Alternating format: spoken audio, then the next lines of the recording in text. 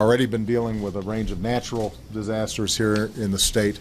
Has been an extraordinary example of strength. The mayor, who has only been on the job 7 months and obviously has responded with great strength and leadership. The police chief, who we had an opportunity to speak over the phone. Chief Oates has been dealing with as difficult a set of circumstances as any law enforcement officer deals with. And he and his officers have done everything right, by the book, with great courage and great determination. And so we are very proud of them, and I think I speak for the entire congressional delegation who is here as well. Scripture says that he will wipe away every tear from their eyes, and death shall be no more. Neither shall there be mourning, nor crying, nor pain any more, for the former things have passed away. And when you have an opportunity to visit with families who have lost their loved ones, as I describe to them, I come to them not so much as president as I do as a father and as a husband. And I think that the reason stories like this have such an impact on us is because we can all understand what it would be to have somebody that we love taken from us in this fashion, what it would be like and how it would impact us. I had a chance to visit with each family, and most of the conversation was filled with memory. It was an opportunity for families to describe how wonderful their brother or their son or daughter was, and the lives that they had touched, and the dreams that they held for the future. I confessed to them that words are always inadequate in these kinds of situations, but that my main task was to serve as a representative of the entire country and let them know that we are thinking about them at this moment and will continue to think about them each and every day, and that the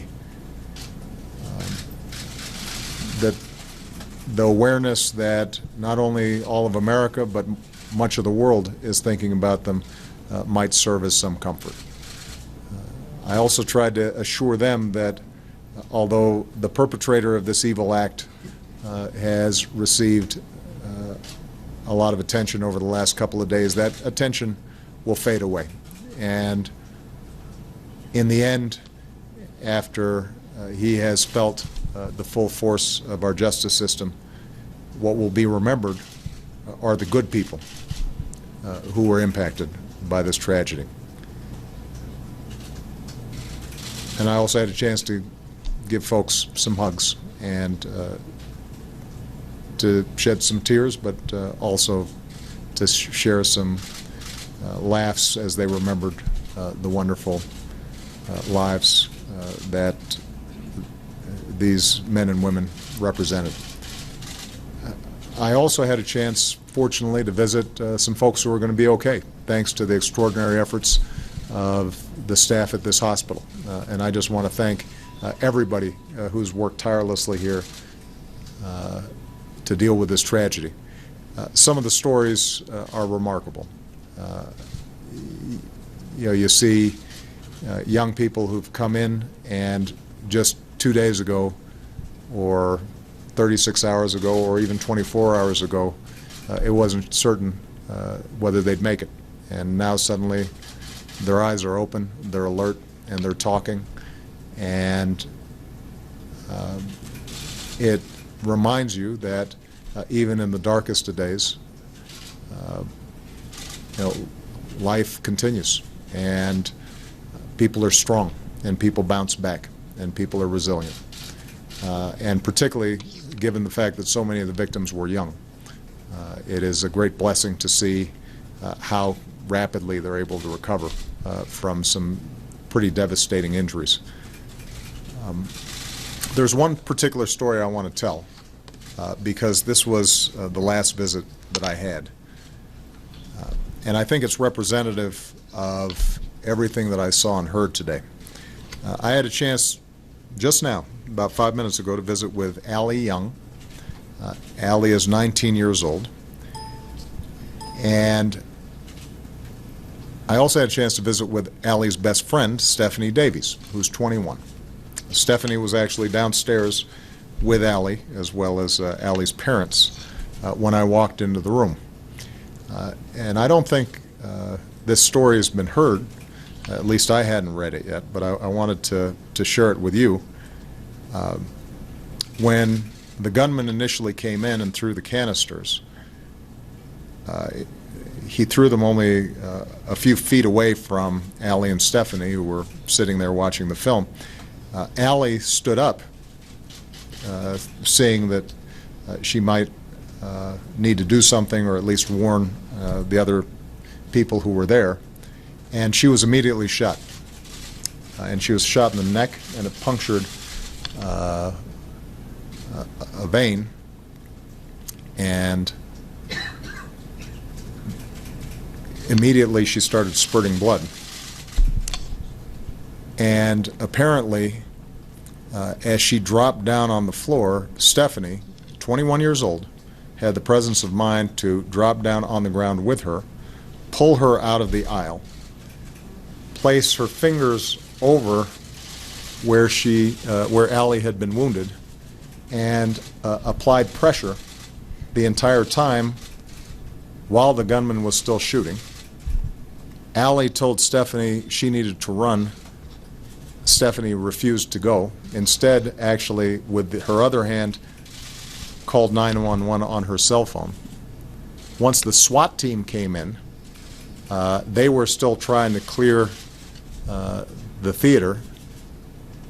Stephanie then, with the help of several others, carries Allie across 2 parking lots to where the ambulance is waiting.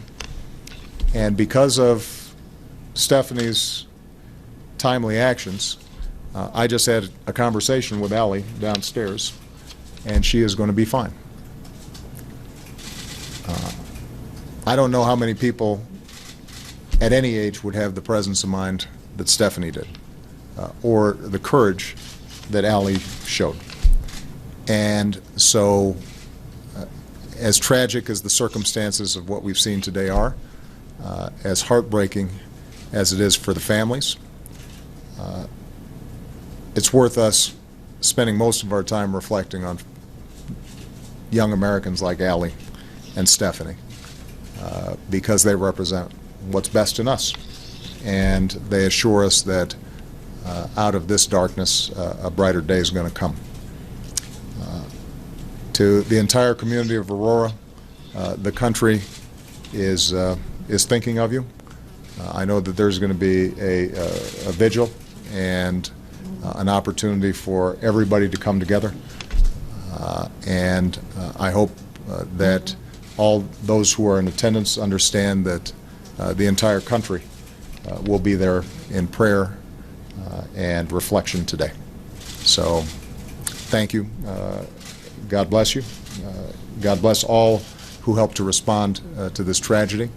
And I hope that over the next several days, next several weeks, and next several months, we all reflect on how we can do something about some of the senseless violence that ends up marring this country, but also reflect on all the wonderful people who make this the greatest country on earth. Thank you very much, everybody.